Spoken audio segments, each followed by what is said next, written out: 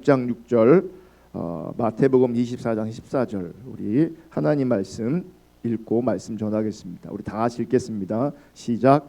나는 인애를 원하고 제사를 원하지 아니하며 번제보다 하나님을 아는 것을 원하노라. 마태복음 24장 14절. 이 천국 복음이 모든 민족에게 증언되기 위하여 온 세상에 전파되리니 그제야 끝이 오리라. 아멘. 우리 대전 포도나무 교회가 2023년 2월 달을 맞이해서 21주년이 되었습니다. 그래서 지난주부터 대전 포도나무 교회 비전에 대해서 지난주부터 오늘까지 나누려고 합니다. 우리 교회 건물 1층에 보면 프랜카드가 하나 걸려 있습니다. 사진 보여주세요.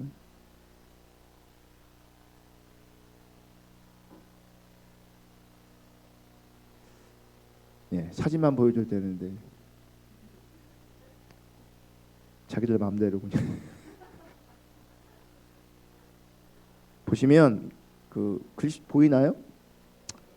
포도나무 교회는 우리의 주가 되시는 하나님을 알고 사랑하는 것을 추구하며 하나님 나라의 가치를 추구합니다.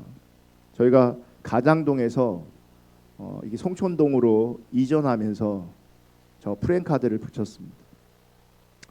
포도나무 교회는 우리의 주가 되시는 하나님을 알고 사랑하는 것을, 제가 신앙의 본질이라는 표현을 안 쓴 이유는 신앙의 본질이라고 말하면 어떤 사람들은 그게 뭔지를 모르거든요.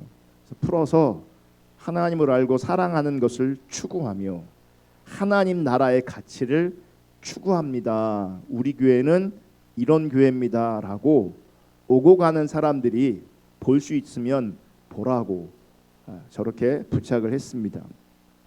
여러분, 우리 교회는 우선적으로 하나님과의 친밀한 교제를 추구합니다. 우선적으로 하나님과 바른 관계를 추구합니다. 또한 동전의 양면이 있는 것처럼 우리가 추구하는 또 다른 면은 하나님 나라의 가치관입니다. 하나님 나라의 가치관은 앞에 있는 것처럼 헤세드, 미시파트, 제데카, 샬롬, 에네트, 우리 한국말로 좀 번역을 하면 사랑, 정의, 공의, 평화, 진실, 이것이 하나님 나라의 가치관입니다. 여러분, 우리가 하나님 나라를 추구한다고 할 때 그것은 하나님의 통치권 안에서 하나님 나라의 가치관을 구체적으로 추구하는 것을 말하는 겁니다. 하나님 우리를 다스려 주세요. 하나님 우리를 임재해 주세요. 우리를 통치해 주세요. 그런 기도의 표현들이 많습니다. 그런데 실제로 그 통치를 원한다는 것은, 하나님 나라의 가치관을 추구한다는 것은 그분의 통치권, 그분의 다스림 안에서 하나님 나라의 가치관을 구체적으로 추구하는 겁니다. 그래서 그 하나님 나라의 가치관이 가시적으로 드러나며 나타내는 삶을 사는 것을 말하는 겁니다. 이렇게 하나님 나라를 나타내며 하나님 나라를 확장하는 자를 우리는 킹덤아이저라고 부릅니다.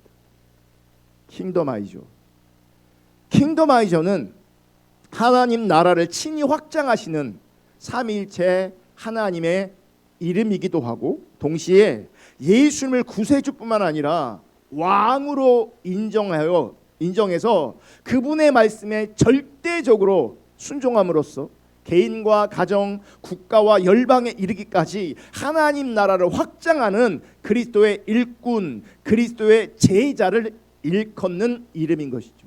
그러니까 하나님의 이름이기도 하지만 우리들의 이름이기도 하는 겁니다. 하나님 나라를 확장한다는 관점에서, 하나님 나라의 가치관을 추구하고 이룬다는 관점에서. 아멘. 그리고 이렇게 신앙의 본질을 토대로 하나님 나라의 가치를 추구하는 킹덤아이저인 우리 교회는 다음과 같은 핵심 가치 4가지가 있습니다. 이 4가지 핵심 가치를 추구합니다. 첫째, 하나님과 친밀함, 이거를 깊은 영성이라고 말합니다. 깊은 영성, 하나님과 친밀함. 두 번째, 합리적 사고, 이건 날카로운 지성을 말하는 거고. 세 번째, 거룩한 삶, 성자의 삶을 말하는 거. 네 번째, 하나님 나라의 공공성, 이걸 또 어떻게 표현할 수 있냐면 사회개혁, 쉽게 표현하면 함께 살기라고 표현할 수 있습니다. 이 네 가지 중에 우리 지난주는 하나님과의 친밀함, 즉 깊은 영성에 대해서 지난주에 살펴봤습니다.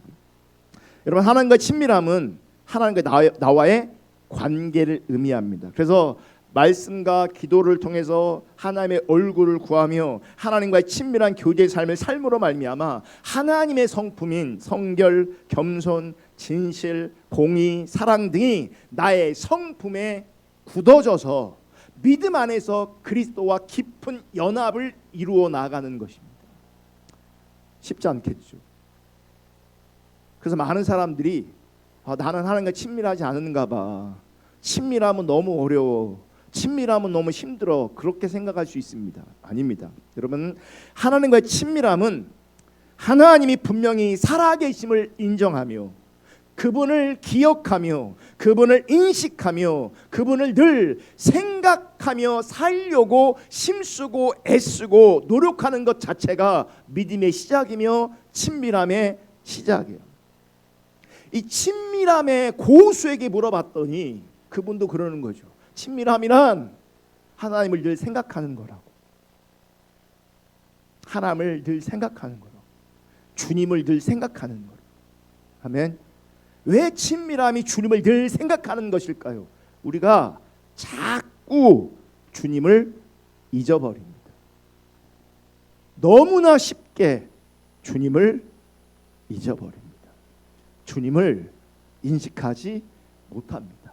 그래서 여러분, 주님을 기억하려고 인식하려고 늘 생각하려고 힘쓰시고 은혜를 구하시고 몸부림칠 수 있기를 주님의 이름으로 축복합니다. 우리는 하나님 자신을 추구합니다. 우리는 하나님과 친밀한 교제를 추구합니다. 아멘.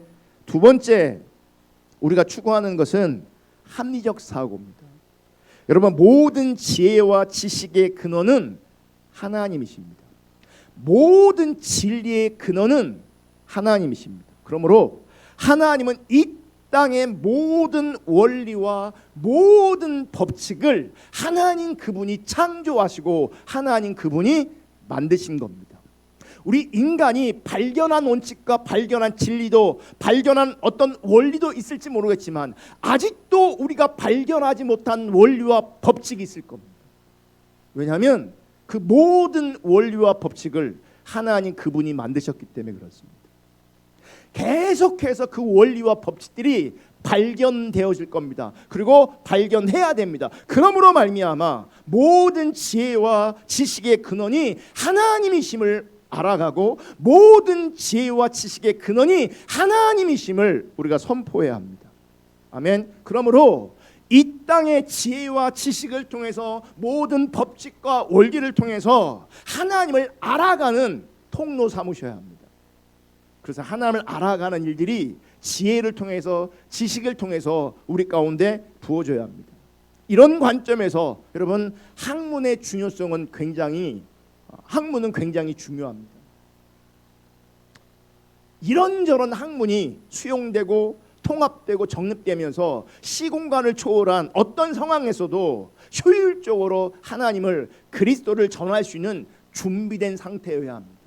그러니까 세상이 돌아가는 원리와 법칙들을 알아가면서 이 땅의 어떤 진리들을, 지식들을 알아가면서 그것을 통해서 하나님을 드러내는 겁니다. 그래서 여러분, 할 수만 있으면 공부할 수 있기를 축복합니다. 여러분, 무조건 믿는 것은 참신앙이 아닙니다. 그건 종교입니다. 나를 위해서 신앙을 가지는 것도 종교입니다. 그래서 여러분, 무조건 믿는 것이 아니라 배우면서 이해하면서 믿을 수 있기를 주님의 이름으로 축복합니다. 그래서 교회만 다니는 것이 아니라 바라기는 여러분이 공부하는 그리스도인 될 수 있기를 축복합니다. 생각하는 그리스도인 될 수 있기를 축복합니다. 그러니까 가벼운 책, 간증 책들만 여기를 조금 잠시 뜨겁게 하는 책들이 아니라 하나님이 뭘 말씀하시고 이 땅에 어떤 원리로 일하시는지를 이 땅의 지식과 지혜를 배워감으로 말미암아 그분의 뜻을 더 아름답게 드러낼 수 있는 그런 은혜가 있기를 축복합니다. 단순히 교회만 다니지 마십시오. 그러니까 신앙 서적만 보지 마세요. 이것도 사실은 제가 보면 요즘엔 되게 안 보거든요. 책 너무너무 안 봐요. 그러니까 교회만 다녀요 진짜. 그러니까 책 보는 사람도 정말 단순한 것만 봐요. 그러면 안 돼요. 이 사고의 체계를 넓혀야 돼요. 인문학 책도 보셔야 돼요. 그래서 죄송하지만 무식한 그리스도인 되지 마시고 생각하고 사고하는 그리스도인 될 수 있기를 주님의 이름으로 축복합니다. 세 번째는 거룩한 삶입니다. 이걸 저는 성자의 삶이라고도 부릅니다. 그리스도와 연합함으로 말미암아 말로만이 아니라 변화된 삶으로서 그리스도를 전함으로 그리스도의 생명이 우리 속에 자연스럽게 흘러나와 예수님의 삶과 성품을 닮은 거룩한 삶을 사는 것을 말합니다. 성도라고 부르잖아요. 근데 이 성도가 영어로 보면 세인트라고 돼 있어요. 세인트. 세인트가 뭡니까? 성자거든요. 여러분 예수 믿는 우리는 거룩하게 살아야 돼요. 성자답게 살아야 돼요. 아멘. 우리는 가볍게 살면 안 돼요. 막 살면 안 돼요. 거룩하게 사셔야 돼요. 성자답게 사셔야 돼요. 누구 때문에요? 예수님 때문에. 네 번째는 하나님 나라의 공공성. 세상을 바꾸는 겁니다. 세상을 어떻게 바꾸냐? 쉽게 말하면 함께 사는 것을 추구하는 겁니다. 하나님과의 친밀한 교제를 통해서 또한 성경과 학문함을 통해서 개인의 변화된 삶이 주위 사람들의 삶과 태도에 영향을 미쳐서 결국은 사회 전반으로 변화가 확대되는 것을 말하는 겁니다. 그리고 이것이 참된 부흥의 열매이기도 합니다. 그럼 참된 부흥의 열매는요, 성자의 삶과 더불어 거룩한 삶과 더불어 하나님 나라의 공공성, 즉 세상이 변화되는 것을 말하는 겁니다. 그게 부흥의 참된 그러니까 열매입니다.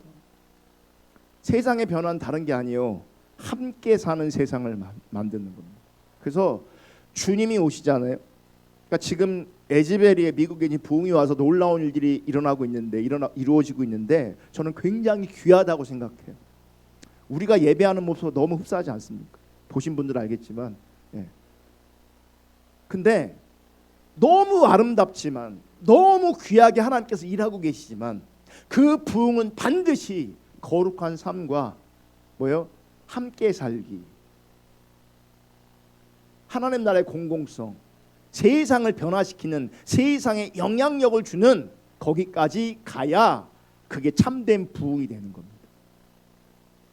마치 온 떡덩이에 누룩이 퍼진 듯 모든 분야의 복음이 침투하여 표면만 아니라 심층 그 이면의 세계관까지 그리스도 중심으로 회심되는 것을 말하는 겁니다.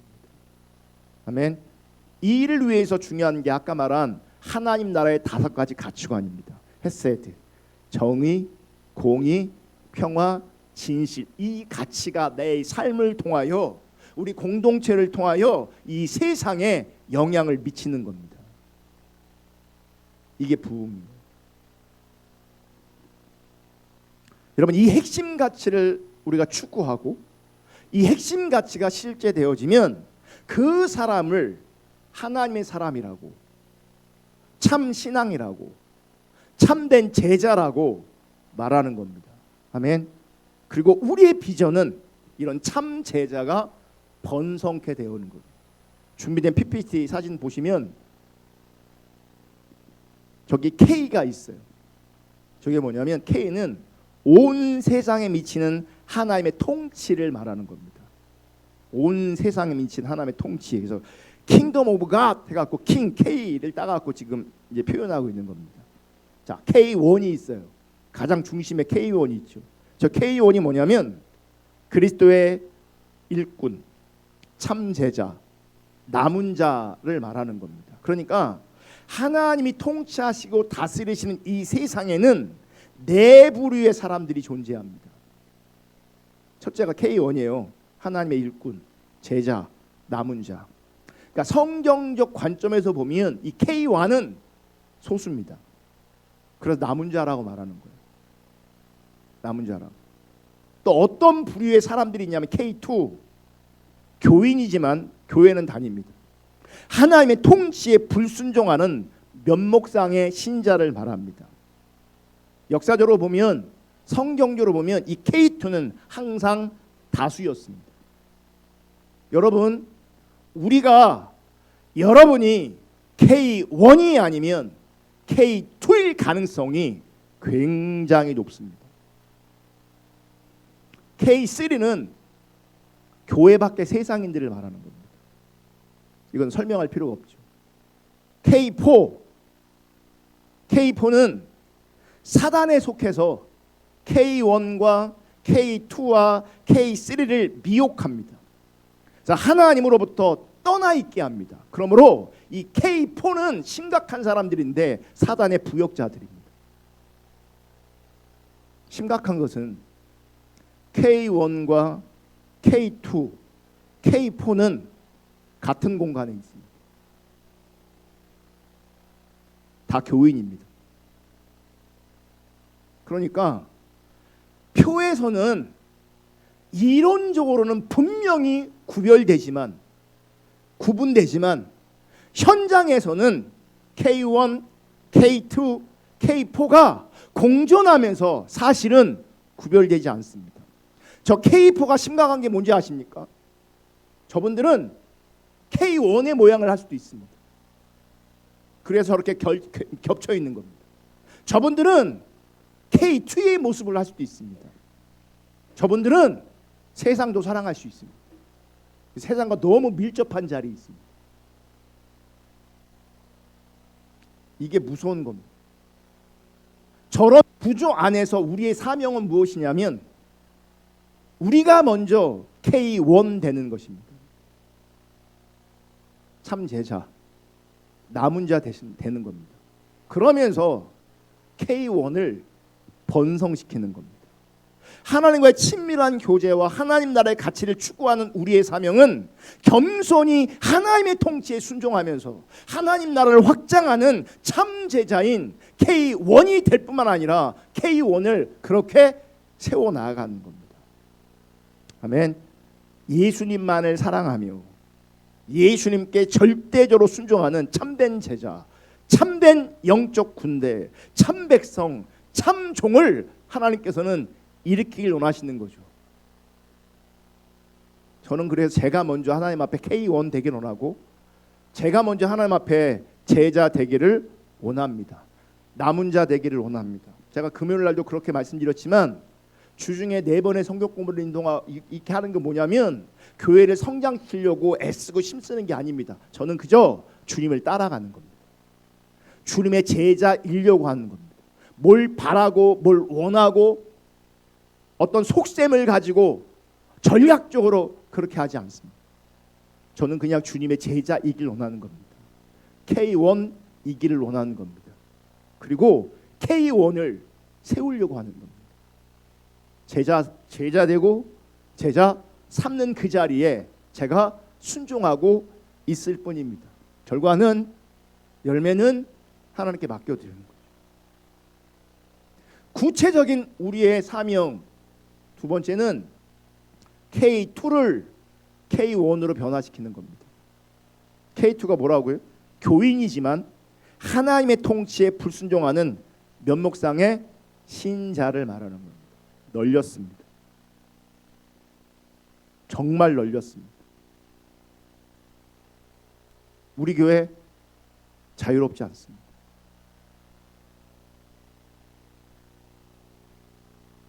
그 K2를 K1 즉 그리스도의 일꾼 참 제자로 변화시키는 것. 여러분 2000년 기독교 그러니까 성경을 보고 또 기독교 역사를 보면 K2가 번성하잖아요. K2가 번성하면 나라가 망합니다. K2가 번성하면 교회가 망합니다. 왜요? 하나님이 심판하시고 징계하시기 때문에 그렇습니다. 그러니까 K2는 본인이 하나님께 돌이키지 않으면 심판의 대상이고 징계의 대상입니다. 이 K2가 신앙이 왜곡된 자리인 겁니다. 거짓 신앙의 자리인 겁니다. 그러니 교회는 다니지만 하나님의 뜻과 기준 앞에 순종할 수 없습니다. 순종되지 않습니다. 그러니까 진짜 신자 안 되는 거죠. 성자의 삶, 거룩한 삶이 나올 수가 없습니다. 왜냐하면 그런 자원이 없는데 어떻게 그렇게 살 수 있어요? 구약 성경을 보면, 쉬운 예로 하박국 성경을 보면 K1이 점점 희박해집니다. K1이 시소해지면서 K2가 극대화됩니다. 그러면 하나님은 그 K2를 회개시키려고 악인들을 일으키십니다. 갈대인들을 일으키십니다. 그래서 성경 곳곳에 바벨론을 일으키시고 페르시아를 일으키셔서 K2를 무너뜨리시는 거죠. 왜요? K2가 회개하기를 원하시는 거예요. 그래서 K1이 희박해지고 K1이 시소해지고 K2가 극대화되어지면 하나님은 그를 회개시키려고 악인을 일으키셔서 이스라엘을 초토화시키는 겁니다. 그게 하나님의 징계고 하나님의 심판인 거죠. 그게 하나님과 신선한 만남을 통해, 하나님과 신선한 만남에서는 그것을 하나님의 사랑의 징계다, 하나님의 사랑의 심판이다, 이렇게 말씀하시는 거예요. 왜요? K1이 생명이기 때문에, K2로 있으면 죽음이기 때문에 K2에 있는 그들을 징계하시고 심판하셔서 회개케 하셔서 K1 만들기로 하시는 거예요. 그러므로 우리 주변에 있는 K2 회개시켜서 K1 만드는 것이 교회를 향한, 우리를 향한 하나님의 비전입니다. 아멘. K2가 회개해서 K1이 되면 그 K1을 세상에 뿌림으로 말미암아 그 K1이 번성하기로 하는 거죠. 그게 하나님의 뜻이에요. 세 번째, K3를 K1으로 변화시키는 겁니다. K3는 뭡니까? 교회 밖의 세상 사람들 말하는 거예요. 교회 밖의 세상 사람들을 그리스도의 일꾼, 참제자, 참신앙, 남은 자로 세우는 것입니다.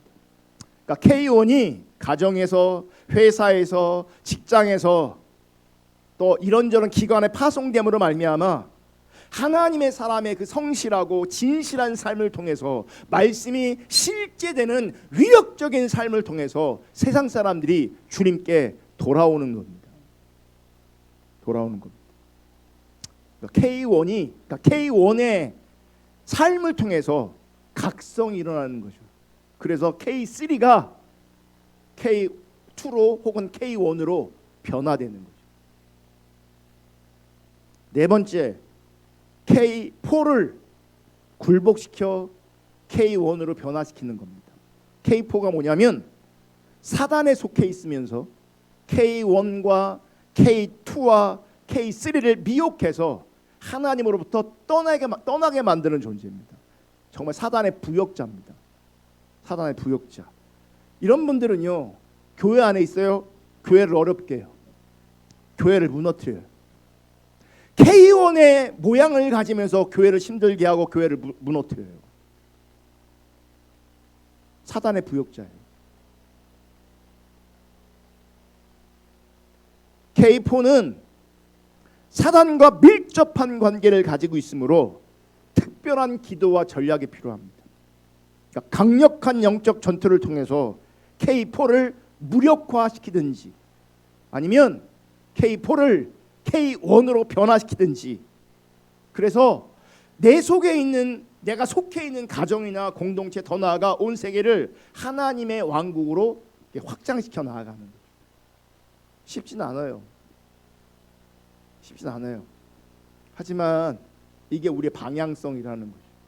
여러분, 신앙의 본질과 하나님 나라의 가치를 추구하는 우리는 K2, K3, K4를 K1으로 변화시키는 놀라운 은혜가 우리 가운데 임하기를 주님의 이름으로 축복합니다. 그러려면 전제가 있어요. 여러분이 K1 되셔야 돼요. 내가 K1 안 되면, 내가 K2인데 어떻게 K1을 만들 수 있냐고요. 내가 K4인데 어떻게 K2, K1을 만들 수 있냐고요. 그건 구조적으로 안 되는 거예요. K1이 K2를 K1 만들 수 있고 K1이 K3를 K1 만들 수 있고 K1이 K4를 무력화시킬 수 있는 겁니다. 답은 어디에 있어요? 여러분이 K1 되는 겁니다. K1 반날 따라가 봐야 소용이 없다고요. K1한테 기도받아갖고 되는 일이 아니라고요. K1한테 성경 공부 배운다고 되는 일이 아니라고요. 이게 내가 K1 되어야 합니다.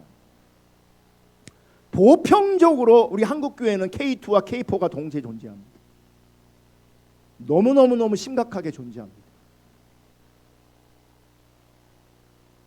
K1 될 수 있기를 축복합니다.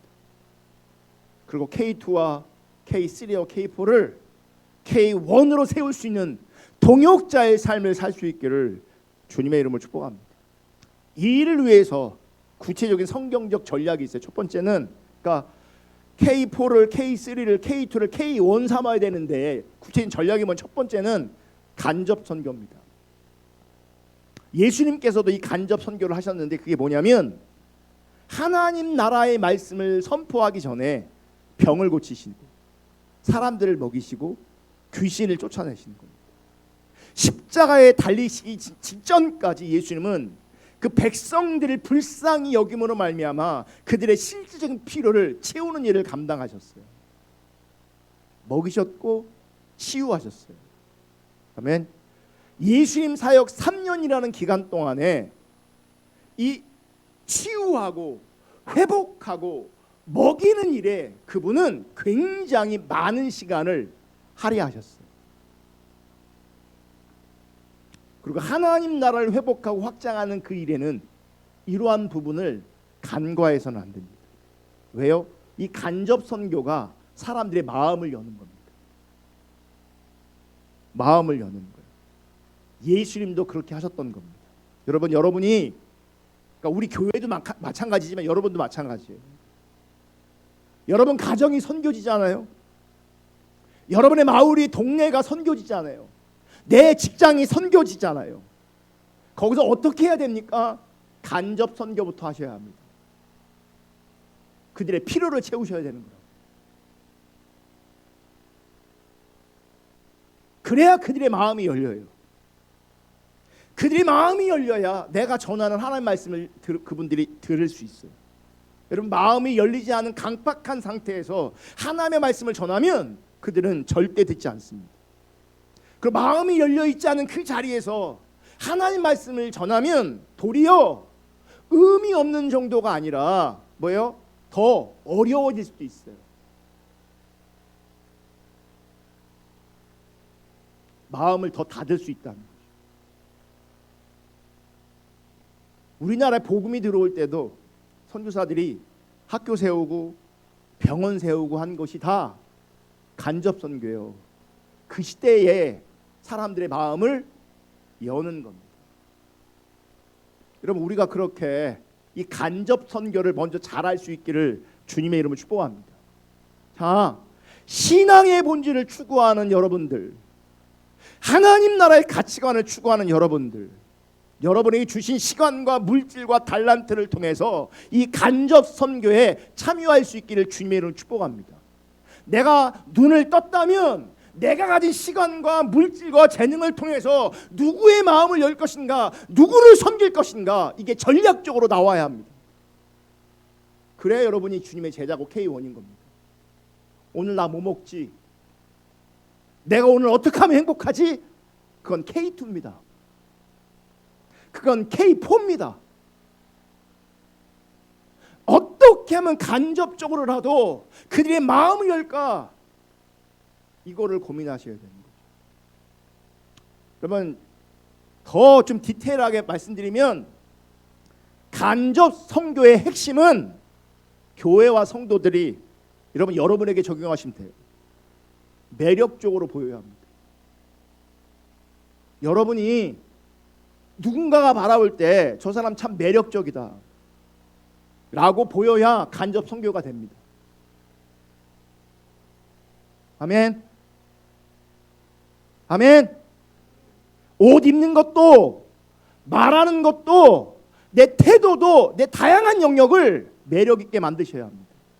나 때문이 아니라 전도하기 위해서, 선교하기 위해서 K2를, K3를, K4를 K1 만들기 위해서 매력적인 사람으로 내가 훈련되어지고 빚어져야 합니다.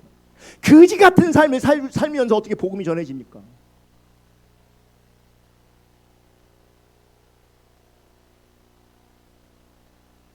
매력 있어 보여야 된다고요.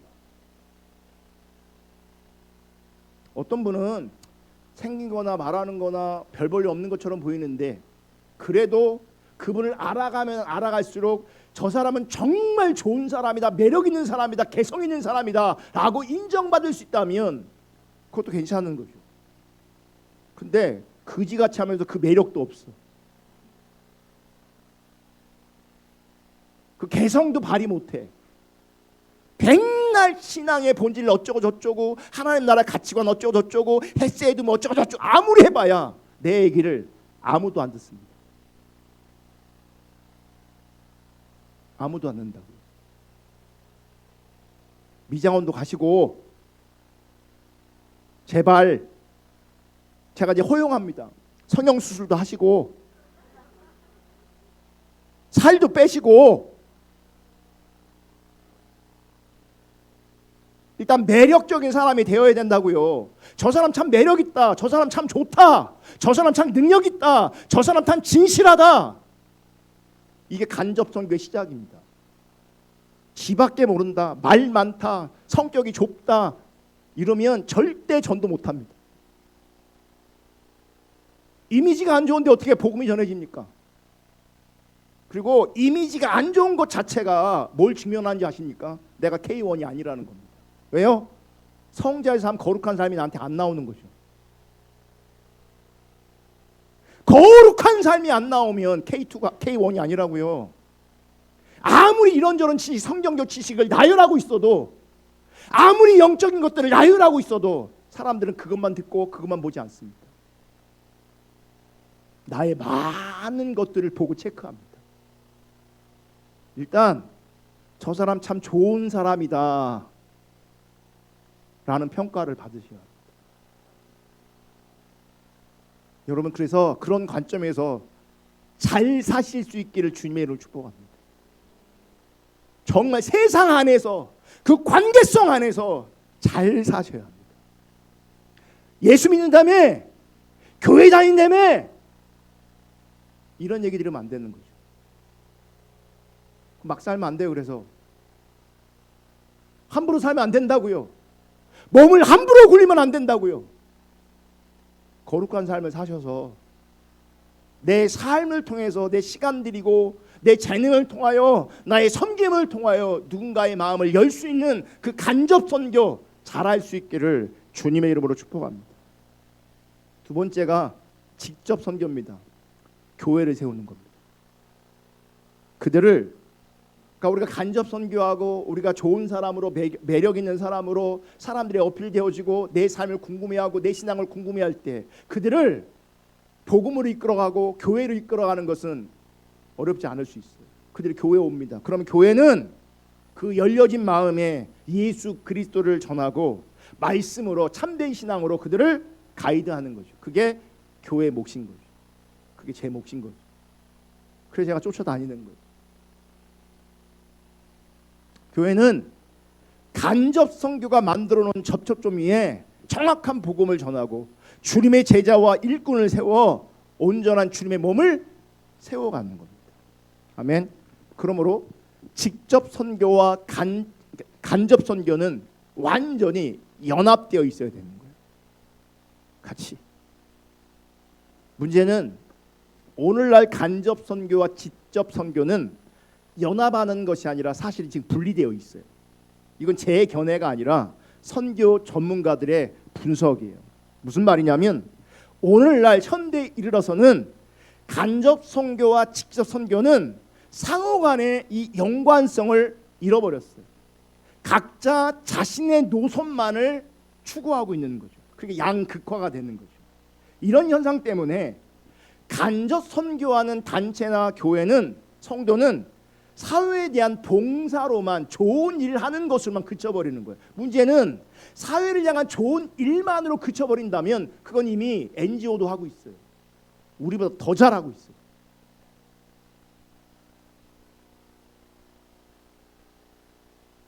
근데 그것만 하고 있는 거죠. 어떤 분들은. 직접 선교는, 간접 선교 없는 직접 선교는 저초점이 없는 거예요. 그러니까 복음 전파 자체 어려움을 겪고 있는 거죠. 만나지 못하니까, 접점이 없으니까. 그러니까 여러분들은 더더욱이나 교회 집 이러면 K2입니다. 그거 K2예요. K1은 교회 집 그리고 내 주변의 관계성을 살핍니다. 그래야 K2를 K1을 만들죠.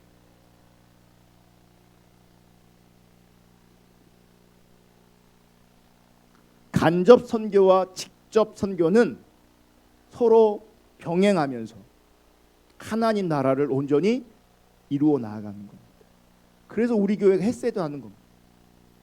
그래서 햇세도라고 돈도 주는 겁니다. 나가서 밥 먹으면서 그들의 필요를 채우면서 그들의 마음을 열라는 겁니다.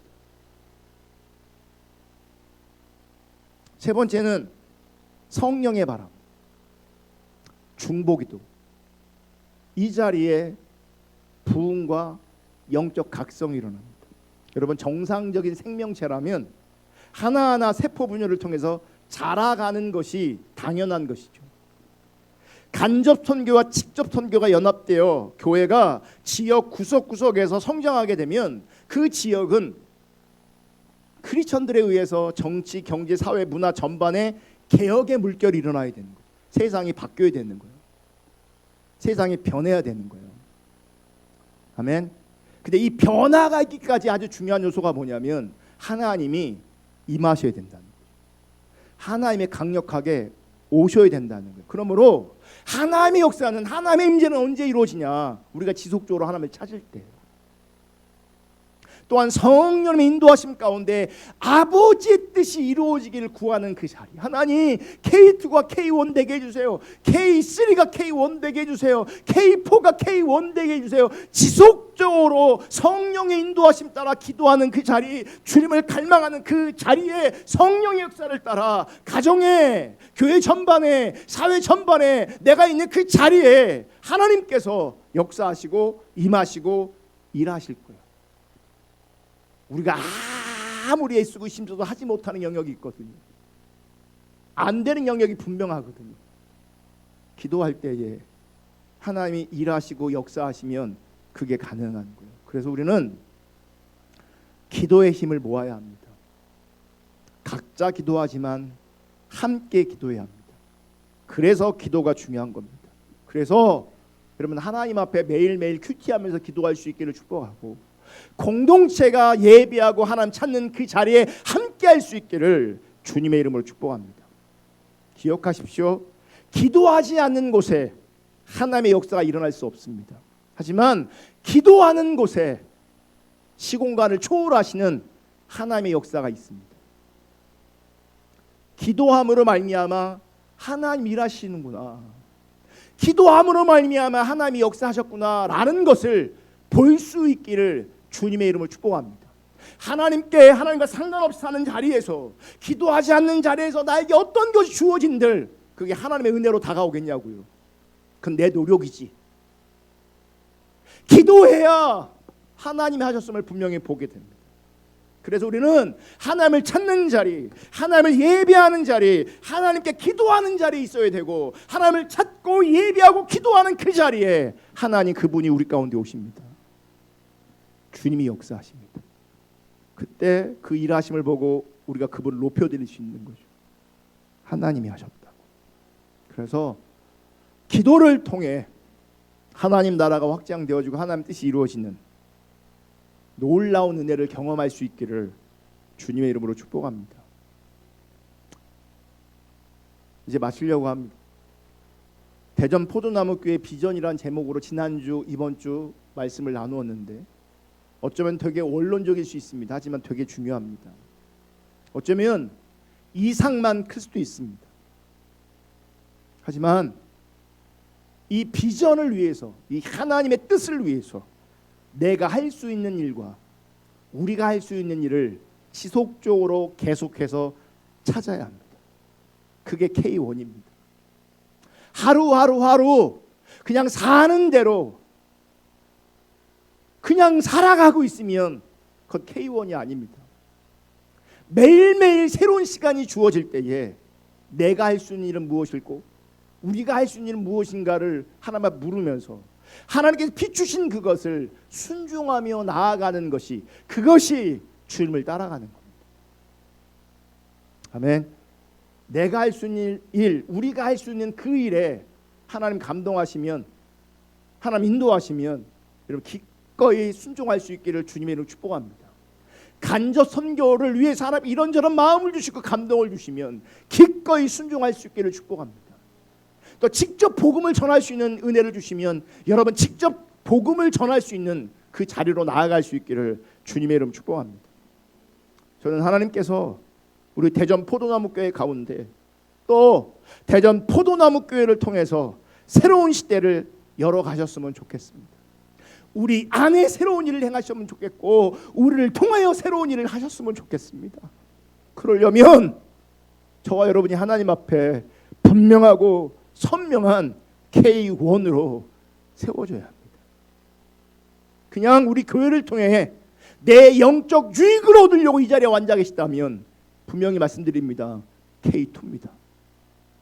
제자 아닙니다. 이런저런 유익을 얻으면서 저에게 고맙다고 아무리 얘기해봐야 K2로 존재하는 것은 하나님 앞에 의미 없습니다. 결국 하나님 앞에는요 K1 남은 자 제자만 의미 있습니다. 제자 될 수 있기를, 그 일을 위해서 겸손하게 주님 따라갈 수 있기를 주님의 이름으로 축복합니다. 바라기는 저와 여러분이 정말 주님 사랑해서 주님의 뜻이 이루어지는 것이 저와 여러분의 사명 되시고 열망 될 수 있기를 주님의 이름으로 축복합니다. 우리 찬양하고 기도하겠습니다. 추가곡 109장